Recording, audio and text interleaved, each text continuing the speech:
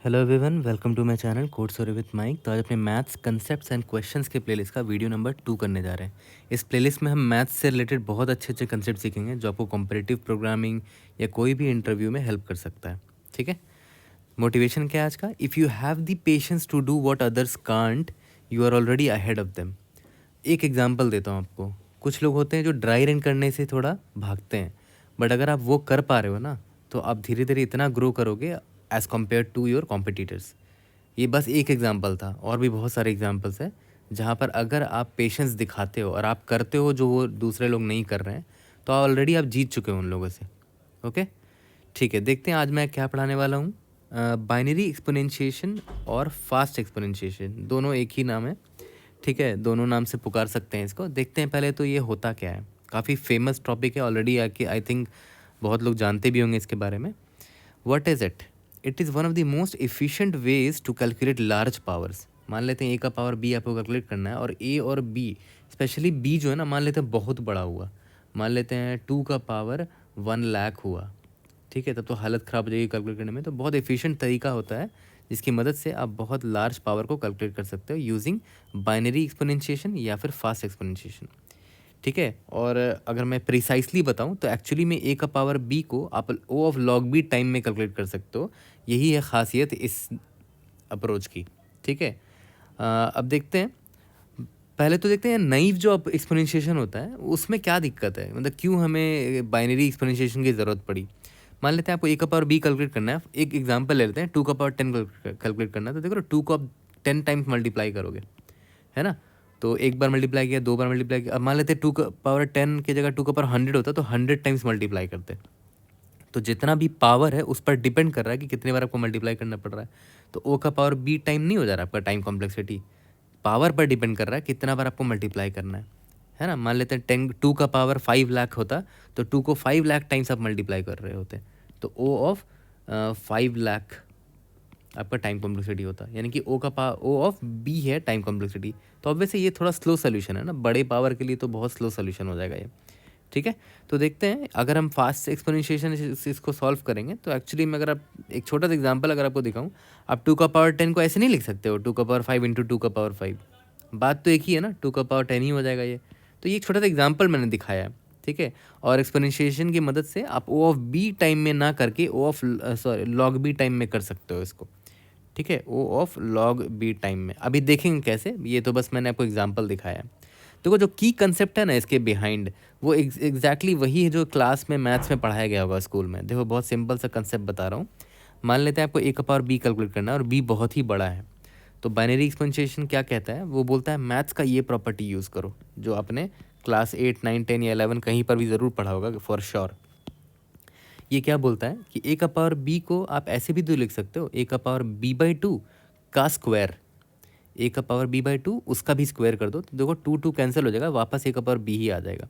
तो आप इसको ऐसे भी तो लिख सकते थे, लेकिन ये तब कर सकते हो जब बी इवन हो। देख रहे हो, तभी तो बी बाई 2 निकाला है मैंने। बी इवन होगा तभी तो बी बाई 2 निकल पाएगा। ठीक है, लेकिन अगर बी ऑड हुआ तो ऑब्वियस सी बात है, एक ए को बाहर निकाल देंगे, है ना। उसके बाद ए का पावर बी बाई 2 उसका स्क्वायर ले लेंगे और बाहर एक और ए से मल्टीप्लाई कर देंगे अगर बी ऑड होता है तो, है ना। एग्जाम्पल देंगे तो और क्लियर हो जाएगा, बट ये बहुत ही बेसिक प्रॉपर्टी है जो ऑलरेडी मैथ्स में पढ़ाया जा चुका है हमें, है ना, स्कूल में या कहीं पर भी। तो जैसे यहाँ पर एग्जाम्पल देखो, मान के चलते हैं आपको 3 का पावर 12 कैलकुलेट करना है। तो नोटिस करो यहाँ पर ए आपका क्या है 3 है, और बी आपका क्या है 12 है, जो कि इवन है ना। तो पहला वाला केस मैं लेके चल रहा हूँ, ये वाला इवन है। तो इवन के केस में आप ऐसे भी तो कर सकते हो। आप करते 3 का पावर 12 है ना, तो आप बोलते यार 3 का पावर 12 बाई 2 निकाल दे। जो भी वैल्यू आएगा, जो भी वैल्यू आएगा, मान लेते हैं 3 का पावर 12 बाई 2 दैट इज़ 3 का पावर 6 निकाल दे। जो भी वैल्यू आएगा उसका स्क्वायर कर देंगे। तो मैं रिजल्ट में क्या स्टोर कर दूंगा, वैल्यू का स्क्वायर, यानी कि वैल्यू इनटू वैल्यू। ठीक है, दैट इज़ मैं यहाँ लिख भी देता हूँ, यानी कि मान लेते हैं 3 का पावर 12 3/6, 3 का पावर 6 आया, जो भी इसका वैल्यू आया होगा वो वैल में स्टोर हो गया। तो यहाँ पर क्या हो जाएगा, 3 का पावर 6 का स्क्वायर यहाँ स्टोर हो जाएगा, यानी कि 3 का पावर 12 निकल कर आ जाएगा ऑब्वियसली, है ना। तो यहाँ पर वही हमने दिमाग लगाया कि भाई पहले ए का पावर बी बाई 2 निकाल लिया, उसके बाद उसका स्क्वायर कर दिया, है ना, क्योंकि यहाँ बी इवन था। ओके, और अगर मान लेते हैं 3 का पावर 13 हो जाता तो यहाँ पर देखो a मेरा 3 है और b मेरा 13 है जो कि ऑड है, ठीक है। तो आप ऐसे भी तो इसको लिख सकते हो ना, मैथ्स में आपको याद होगा, इसको ऐसे भी तो लिख सकते थे 3 इंटू 3 का पावर 12 भी तो लिख सकते हो। अब देखो 12 वापस से इवन आ गया, आप उसमें वापस से ये वाला कांड कर दो जो आपने यहाँ पर किया था इवन वाले केस में। तो बस वही दिमाग यहाँ पर लगाने कहा जा रहा है, ठीक है, कि भाई मैं फिर से वही करूँगा, वैल्यू निकालूंगा 3 का पावर 13/2 अभी भी बोल दूंगा निकालने के लिए, ठीक है। तो 3 का पावर 13/2 क्या होगा, 3 का पावर 13/2 कितना होता है, 6 होता है इंटीजर डिवीजन में, तो 6 निकल कर आ जाएगा, ठीक है। उसका मैं स्क्वायर कर दूंगा, result is equal to value into value, तो क्या निकल कर आ गया, दैट इज 3 का पावर 6 इंटू 3 का पावर 6 निकल के आ गया, यानी कि 3 का पावर 12 ही निकला है अभी तक। बट सिंस ऑड था तो पक्का एक 3 बचा हुआ होगा, तो मेरा फाइनल रिजल्ट क्या होगा, मेरा फाइनल रिजल्ट क्या होगा, उसमें मैं एक और 3 मल्टीप्लाई कर दूंगा, ठीक है। जो भी मेरा रिजल्ट था उसमें मैंने एक और 3 मल्टीप्लाई कर दिया, ये रहा ये वाला 3, ठीक है। तो इनडायरेक्टली मैंने किया यही है, देखो कि मैंने a का पावर b/2 कैलकुलेट किया, उसका स्क्वायर निकाला, और सिंस b ऑड था ना तो एक a पक्का बच गया होगा, तो यहाँ a मल्टीप्लाई कर दिया मैंने, ठीक है। तो सिंपल सा मैथ्स था, बस ये टर्म थोड़ा फैंसी है और बहुत लोग ये टर्म यूज़ करके थोड़ा स्टाइल भी मारते होंगे, कोई दिक्कत नहीं है, कोई भी चीज़ टफ नहीं होती जब तक आप सीख ना लो उसको, ठीक है। तो आपने सीख लिया ये टर्म, अब आप आराम से किसी को भी बता सकते हो, किसी को भी पढ़ा सकते हो, है ना। तो ये चीज़ हमने समझ ली है, और इसका कोड भी बहुत सिंपल है, आप इसको रिकर्सिव तरीके से भी कर सकते हो, इटरेटिव तरीके से भी कर सकते हो। मैं आपको रिकर्सिव तरीके से कोड करके दिखाता हूँ, ठीक है। और आज के डेट में, आज है 29 मार्च है ना, आज जो आया है ना हमारे पास POTD, उसमें इसका इस्तेमाल करने वाला हूँ, इसीलिए मैंने इसको अभी पढ़ा दिया है, ठीक है। ओके, तो चलो मैं कोड करके दिखाता हूँ। मान के चलते हैं एक फंक्शन है फाइंड पावर, या तो बाइनरी एक्सपोनेंशिएशन, कुछ भी फंक्शन का नाम दे दो, उसमें आप a और b पास करते हो, ठीक है, इंट a इंट b। हो सकता है बहुत बड़ा नंबर हो तो इंट ना लेके लॉन्ग होता वो, ठीक है, तो लॉन्ग ले सकते हो, कोई दिक्कत नहीं, कुछ भी ले लो अभी के लिए, मैं बस एग्जांपल के तौर पे आपको लिख के दिखा रहा हूँ code, int a int b, ठीक है। मान लेते हैं बहुत बड़ा वैल्यू है, आपको रिटर्न करना है इसका जो भी आंसर है, तो देखो ध्यान देना। ओके, तो मैंने सबसे पहले क्या बोला, मैंने बोला कि यार एक काम कर तू ना, फाइंड पावर कर ले, एक का पावर b/2 का पावर निकाल के ले आ मेरे लिए। यहाँ पर वही किया था, मैंने क्या बोला था कि एक का पावर b/2 निकाल के ले आ, एक का पावर b/2 निकाल के ले आ, जो भी रिजल्ट आएगा उसका मैं स्क्वायर कर दूंगा, तो ये निकल के आ जाएगा, ठीक है। उसके बाद देख लेंगे कि b मेरा ऑड था या इवन था, है ना, यही तो कर रहे थे, है ना, सिंपल सा मैथमेटिक्स यूज़ कर रहा हूँ मैं। तो मैंने क्या बोला, a का पावर b/2 निकाल के लिया, तो मान लेते हैं इसका वैल्यू कुछ भी आ गया, मान लेते हैं इसको हाफ मान लेते हैं, कोई भी वेरिएबल का नाम ले लो, हाफ में आपने इसको स्टोर कर लिया, इंट हाफ, ओके। अब मैंने क्या बोला कि a का पावर b/2 तुमने निकाल दिया ना, चलो ठीक है, मैं इसका स्क्वायर कर देता हूँ, तो हाफ मल्टीप्लाइड बाई हाफ कर दिया, तो हाफ का स्क्वायर आ गया, यानी कि a का पावर b निकल कर आ गया है अब मेरा, है ना। तो एक्चुअली में मैं इसको बोल सकता हूँ कि ये मेरा इंट रिजल्ट है फाइनल। बट एक चीज़ ध्यान देना, यहाँ चेक कर लेना, if b percentile 2 is equal to 1 था, मतलब b अगर ऑड था ना, अगर b मेरा ऑड था मतलब पक्का एक बार a मल्टीप्लाई होना रह गया होगा, नहीं हो पाया होगा, तो ये जो एक्स्ट्रा a है वो मैं अभी मल्टीप्लाई कर दूंगा, जो भी मेरा रिजल्ट आया फाइनल, है ना। तो मैं क्या करूँगा, यहाँ पर जो फाइनल रिजल्ट है मेरा, यहाँ पर लिख देता हूँ, ग्रीन पेन से लिख देता हूँ, रिजल्ट इज इक्वल टू जो भी रिजल्ट था उसमें मैंने एक बार एक और मल्टीप्लाई कर दिया, ठीक है, यहाँ तक क्लियर है।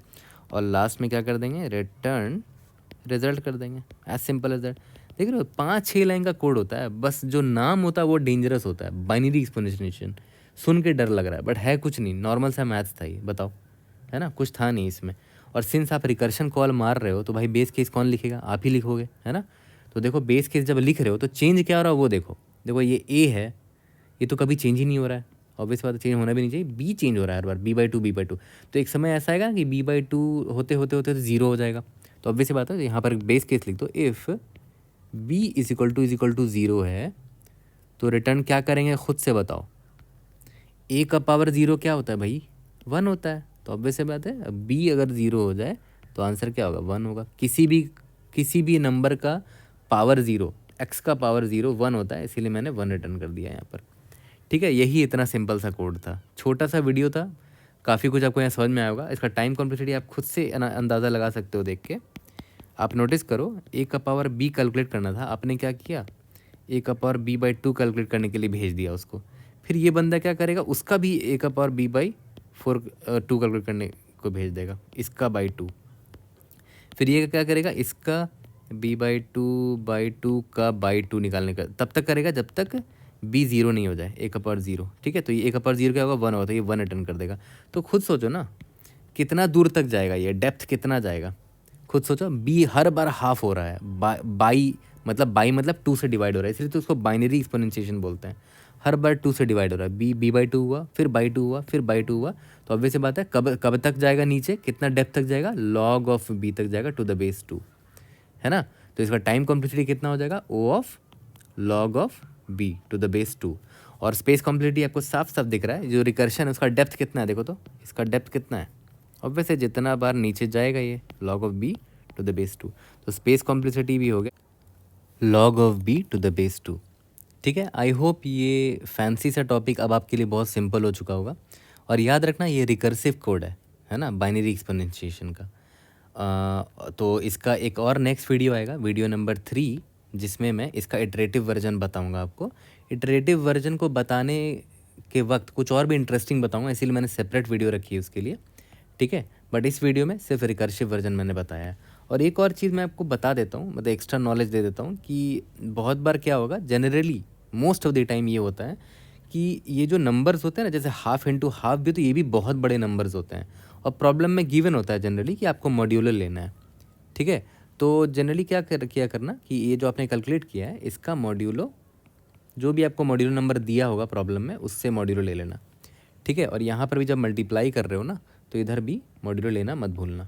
प्रॉब्लम में दिया रहता है वैसे, और बहुत बड़ा नंबर होगा तो आपको इंट की जगह यहाँ लॉन्ग लेना पड़ सकता है ना। ये सारी चीज़ें ध्यान में रखना, प्रॉब्लम के हिसाब से एडजस्ट करना कोड को, बट इसका जो कोर कंसेप्ट है वो यही है। ठीक है, अब कुछ देर के बाद आज का प्रॉब्लम ऑफ द डे भी मैं वीडियो अपलोड करूँगा, उसमें ये चीज़ मैं एज इट इज़ कॉपी कर दूँगा। ठीक है, तो वहाँ पर मैं लिंक भी दे दूँगा इस वीडियो का, ताकि आप यहाँ पर आके ये सीख सको। ओके, तो चलो, see you guys in the next video, thank you.